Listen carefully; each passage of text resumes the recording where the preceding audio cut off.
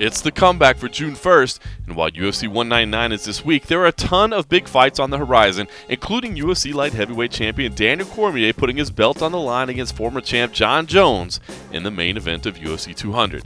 If you'll remember, Cormier initially objected to veteran referee Herb Dean overseeing the rematch with Jones when the two were supposed to meet earlier this year at UFC 197.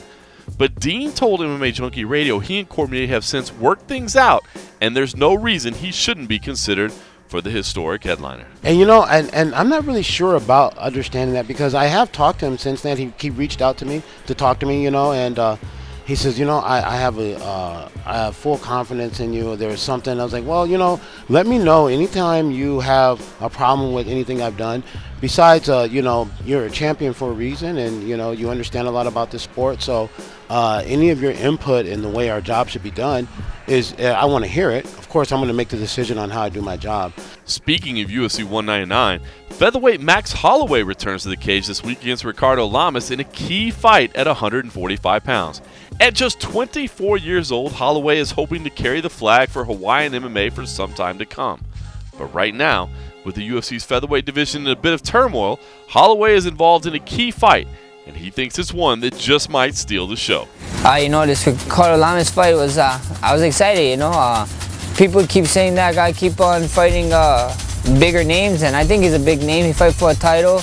In my mind, I just want to go out there and strike with this guy, you know. And Ricardo is proving that he's want to strike with a lot of people. He went 5 rounds striking with Aldo, you know. So, you know, it's like I said with the Cub fight when I fought Cub, you know, it's probably going to be some cool ninja shit, and we're going to be trying some spinning stuff and fightings and just a bunch of cool stuff, I think. You know, I think it's going to be a fan favorite.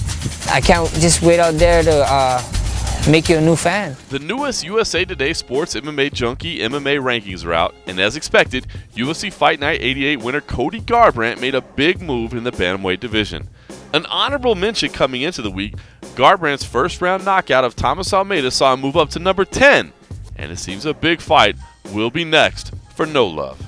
You know, I deserve some respect. You know, that's going out there talking about a 21-0 guy who's just ran through everybody and knocked him out in under 3 minutes. So let me get at least in the top 10. Let me get these guys that I want to fight. These guys that are high caliber.